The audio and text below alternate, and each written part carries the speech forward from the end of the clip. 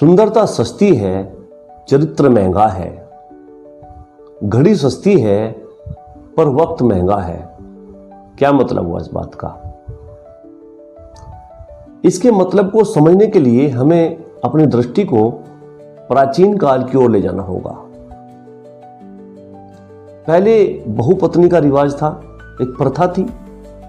राजाओं की कई पत्नियां हुआ करती थी, रानियां हुआ करती थी, लेकिन उनमें से एक पटरानी हुआ करती थी। बहुत दासियां भी कई बार रानी का दर्जा हासिल कर लेती थी, लेकिन पटरानी उनमें से सबसे अलग हुआ करती थी, जो एक ही होती थी। वो उनसे अलग क्यों होती थी? कई बार वह अपनी दासी से कम सुंदर भी होती थी, लेकिन वह पटरानी ही क्यों थी? वो इसलिए थी कि उसके भीतर जो एटीट्यूड, स्वाभिमान और चारित्रिक गुण होते थे वो सबसे अलग होते थे। वो अपने चरित्र से, अपने स्वाभिमान से कभी समझौता नहीं करती थी। इसी वजह से वो पटरानी होती थी और वो रानी। इसलिए इंसान सुंदर हो सकता है, कम सुंदर हो सकता है, गरीब हो सकता है, अमीर हो सकता है, शिक्षित हो सकता है, कम शिक्षित हो सकता है, अशिक्षित भी हो सकता है।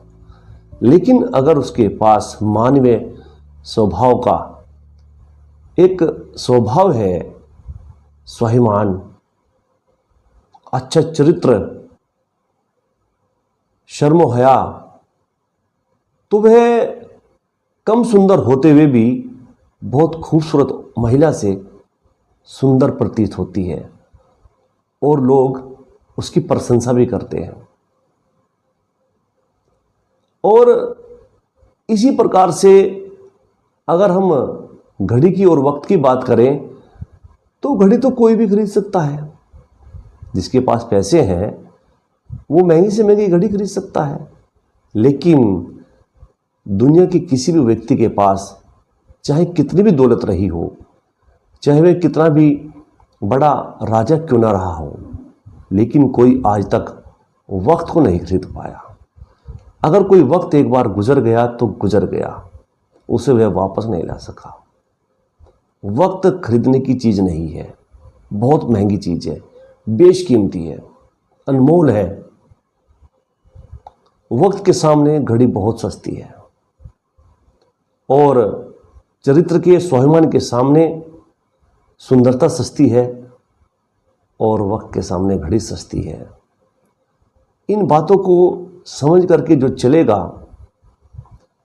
वह गरीबी, अमीरी, सुंदरता, कम सुंदरता, इन तमाम बातों से ऊपर उठकर अपना जीवन व्यतीत करता है और आगे बढ़ता है और खुश रहता है।